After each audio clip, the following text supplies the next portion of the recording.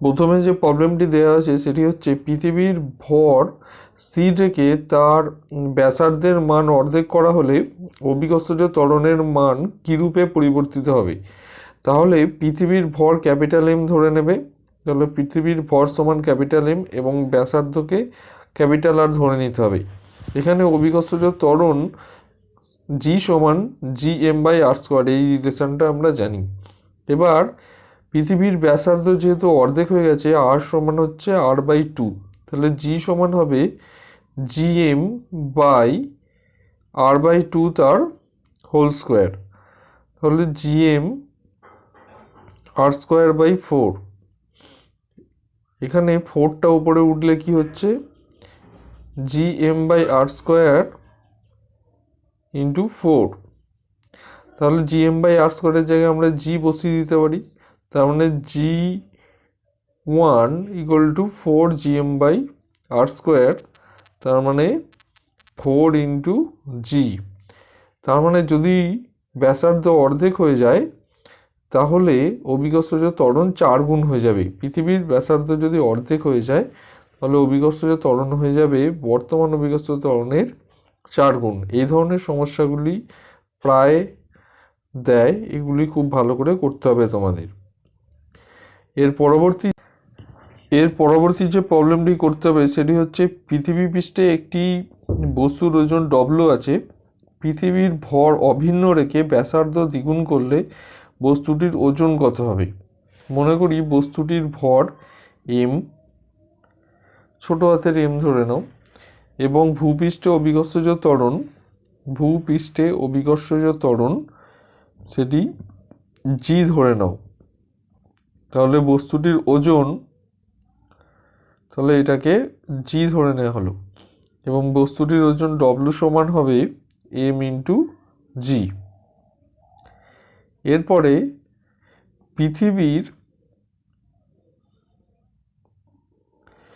পৃথিবীর ভরটাকে আমরা capital M ধরে নেওয়া হলো, এবং পৃথিবীর যে ব্যাসার্ধ সেটাকে আমরা ধরলাম capital R.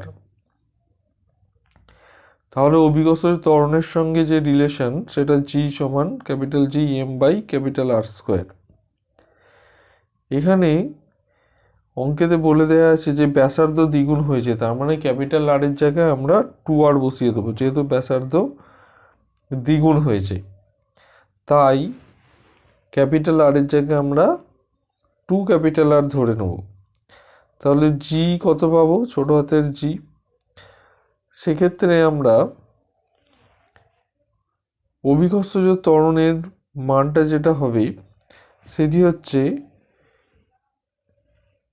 G one equal to capital G M by R এর জায়গায় 2r তার হোল স্কোয়ার সমান G capital M by 4r square. এখানে জি এম বাই আর স্কোয়ারের জায়গায় আমরা জি ভাবতে পারি। তার মানে জি ওয়ান, মানে ছোটো হাতের G one, G M by R square into 1/4, মানে 1/4 ইন্টু জি। তার মানে অভিকর্ষজ ত্বরণের মান হয়ে যাবে কত না, আগের অভিকর্ষজ ত্বরণের মানের 1/4 অংশ। তাহলে এক্ষেত্রে দেখা যাচ্ছে যে পৃথিবীর ব্যাসার্ধ যদি দ্বিগুণ হয়ে যায় সেক্ষেত্রে অভিকর্ষজ ত্বরণের মান হয়ে যাবে পূর্বের অভিকর্ষজ ত্বরণের 1/4 অংশ, অর্থাৎ অভিকর্ষজ ত্বরণের মান কিন্তু কমে যাচ্ছে। তাহলে W1 সমান এম ইন্টু জি ওয়ান, তাহলে M into M G by 4। এক্ষেত্রে দেখো যে ওজন 1/4 অংশ হয়ে গেল।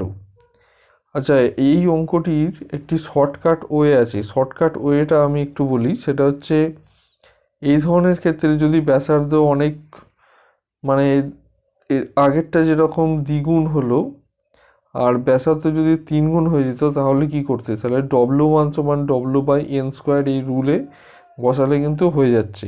তাহলে W1 সমান W বাই এন স্কোয়ার, এনের জায়গায় ব্যাসার্ধ যত গুণ বাড়ছে সেটা বসাতে হবে, অর্থাৎ দ্বিগুণ হলে 2, 3 গুণ হলে 3, যদি 3 গুণ হয় সেক্ষেত্রে হয়ে যাবে W বাই 9, আর এক্ষেত্রে যে প্রবলেমটি দেওয়া আছে সেটি W/।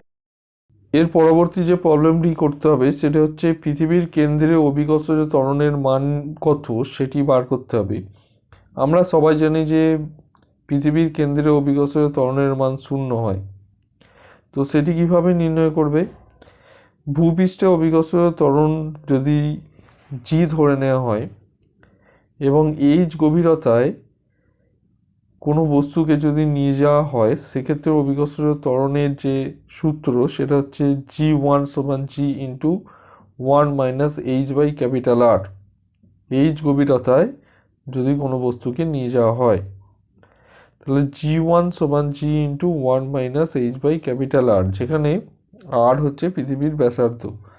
তার মানে এইচ গভীরতায় অভিকর্ষজ ত্বরণ G1 সমান G ইন্টু 1 মাইনাস H/R। কোনো বস্তুকে পৃথিবীর কেন্দ্রে নিয়ে গেলে তাহলে এইচ এর ভ্যালু হয়ে যাবে আর, তাহলে 1 মাইনাস R/R, মানে এইচ এর জায়গায় আর বসিয়ে দেওয়া হয়েছে, তাহলে জি ইন্টু 1 মাইনাস 1 এটা ক্যান্সেল হয়ে যাচ্ছে, মানে 0, তার মানে জি ইন্টু 0 মানে 0। তাহলে এইভাবে অভিকর্ষজ ত্বরণের মান 0 প্রমাণ করা গেল পৃথিবীর কেন্দ্রে। যারা চ্যানেলটি সাবস্ক্রাইব করোনি চ্যানেলটি সাবস্ক্রাইব করে দাও, যাতে করে নতুন ভিডিও তোমাদের কাছে সবার আগে পৌঁছে যায়।